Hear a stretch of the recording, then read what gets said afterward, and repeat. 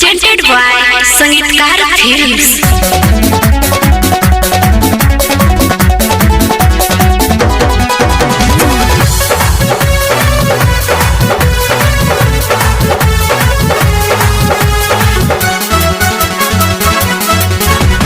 पहले रहलू पातर दुबर अब हो गईलू बजोड़ हो ललकोर भइलू।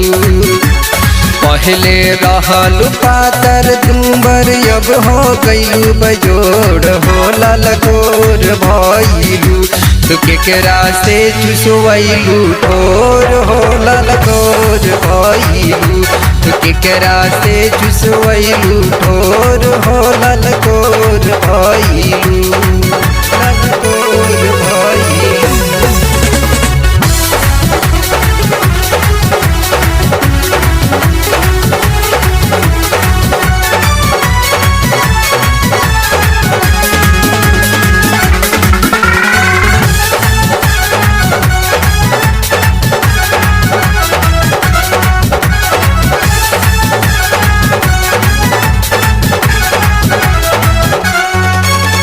सुधर देहिया चिकन गलिया लागे लूरपा के रानी। फुलवा के जैसन तू खिल गईलू डाले बकवन रे पानी। सुघर देहिया चिकन गलिया लागे लूरपा के रानी। फुलवा की जैसन तू खिल गईलू डाले बकवन रे पानी। बोला न कौन कैले रहे तोहर गड़िया लोड हो ललकोर भइलू। केकरा से चुसवैलू ठोर हो ललकोर भइलू। केकरा से चुसवैलू ठोर हो ललकोर भइलू। ललकोर भइलू।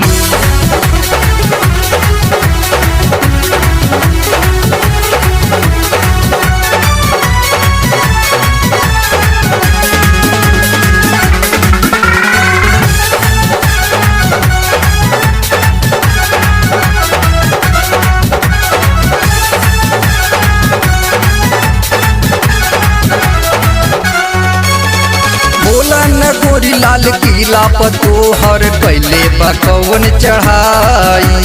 कौन रे चोभले तोहर जोबन कौन कैलो सतड़का फराई।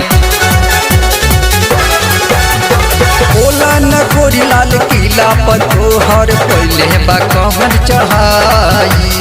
कौन रे चोभले तोहर जोबन कौन कैलो सतड़का फराई। बोला न कैसे कुमारे में बबुआ हो गईल डाउनलोड हो ललकोर भइलू। तो केकरा से चुसवैलू ठोर हो ललकोर भइलू। तो केकरा से चुसवैलू ठोर हो ललकोर भइलू। ललकोर भइलू।